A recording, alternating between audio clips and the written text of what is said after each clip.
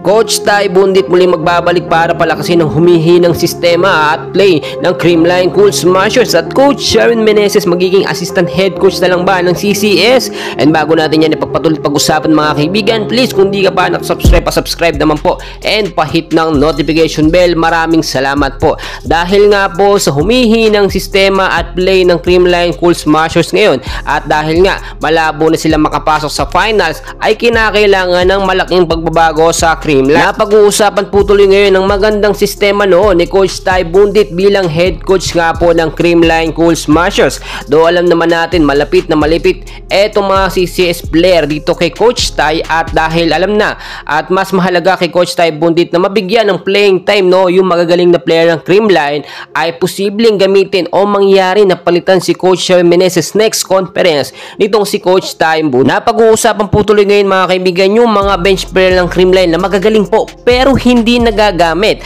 tulad na lamang ni Cayetano, si Vargas, si Bernadette Pon, si Bernardo, Mape Galanza, si Risa Sato Gumabaw at ang iba pang mga CCS player. Alam naman natin na mas malakas po or mas malakas talaga yung blocking system nitong si Risa Sato, pero hindi siya nagagamit. Ang nangyayari pa dito mga kaibigan, kahit pagod na po yung first 6 lineup ng Creamline, ay hindi pinapalitan ni Coach Sharon Meneses, kaya hindi nakakapagtaka na madalas sa game nga po ng CCS ay umaabot lagi ng set 5 or madalas or worse ay natatalo pa nga po sila.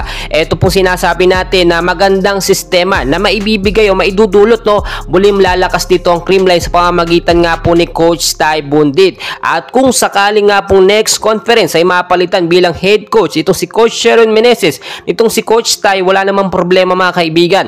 Kahit ibang lahi itong si Coach Ty, pusong Pilipino naman siya at mapagmahal sa mga CCS player. Well mga kaibigan, napakarami nating kaganapan mamaya. May laban po ang Petrogas Angels kontra sa kupunan ng Creamline Cool Smashers. Tuloy-tuloy yung suporta natin, and please huwag kalimutan mag-like and subscribe. Maraming salamat po.